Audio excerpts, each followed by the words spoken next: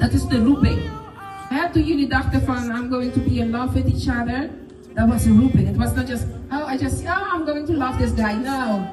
You have meet each other, you have chat to each other. No. You remember the first day?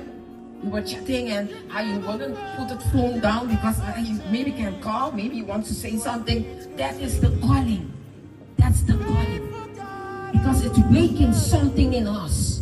It's waking something that I want to long to be with him. I long to hear of him. I long to be in his presence. Even in these seasons, is with the phone. Wanneer je iemand kent, je wil de hele tijd chatten toch? Appen, ik wil hem horen. Je hoort niks. Het is schrijven wat je doet, mensen.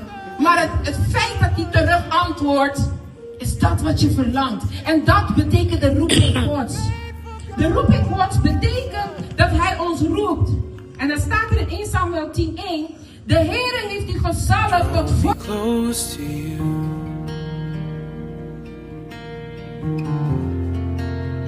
Never let me